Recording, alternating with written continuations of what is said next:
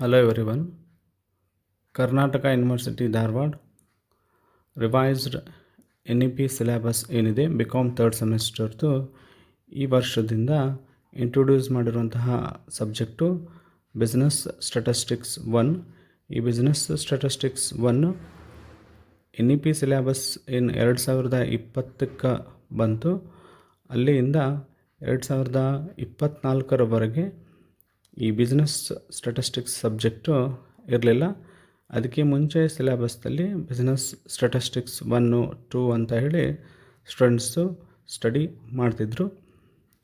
ಈಗ ಇದು ಹೊಸ ಸಬ್ಜೆಕ್ಟ್ ಆಗಿರೋದ್ರಿಂದ 2ನೇ ಯೂನಿಟ್ಟು ಏನಿದೆ ಅದರಲ್ಲಿರುವಂತಹ 5 ಮಾರ್ಕ್ಸು ಮತ್ತು 2 ಮಾರ್ಕ್ಸ್ ಇಂಪಾರ್ಟೆಂಟ್ ಕ್ವಶನ್ಸ್ಗಳು ಏನು, ಯಾವುದನ್ನು ನೀವು ಕಡ್ಡಾಯವಾಗಿ ಸ್ಟಡಿ ಮಾಡಬೇಕು ಅನ್ನೋದನ್ನು ಈ ವಿಡಿಯೋದಲ್ಲಿ ನಿಮ್ಗೆ ಹೇಳ್ತೀನಿ.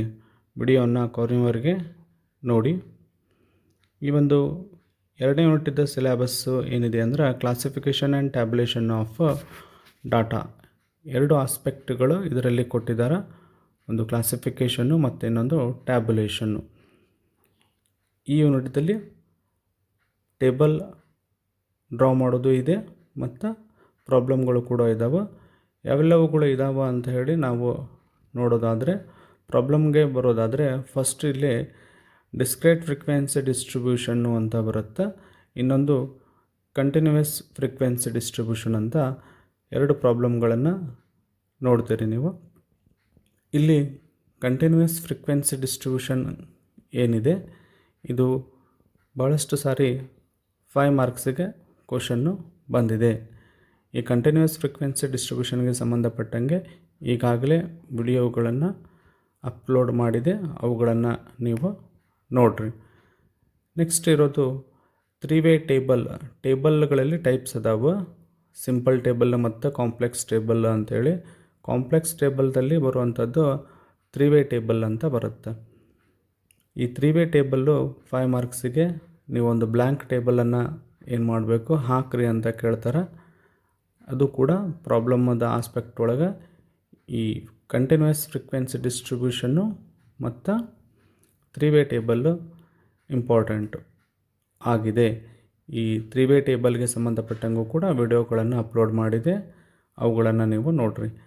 ಥಿಯರಿ ಆಸ್ಪೆಕ್ಟ್ಗಳಲ್ಲಿ ಈ ಯೂನಿಟ್ದಲ್ಲಿ ನೋಡೋದಾದ್ರೆ ನಮ್ಗೆ objectives and types of classification important ಆಗಿದೆ.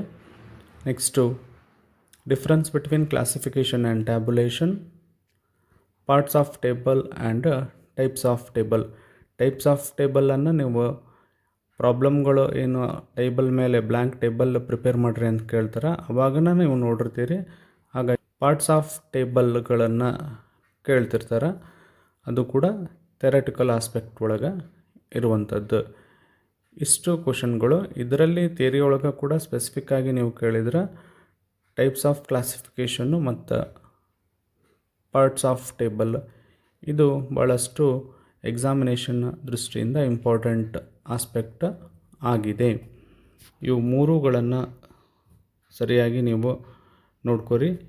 ಈ 2ನೇ ಯೂನಿಟ್ ಮೇಲೆ ನಿಮಗೆ 10 ಮಾರ್ಕ್ಸು ಪ್ಲಸ್ 2 ಮಾರ್ಕ್ಸು ಕೂಡ 2 ಕ್ವಶನ್ಸ್ಗಳು ಬರ್ತಿರ್ತಾವೆ.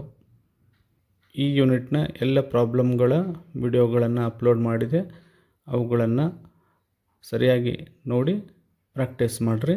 Thank you.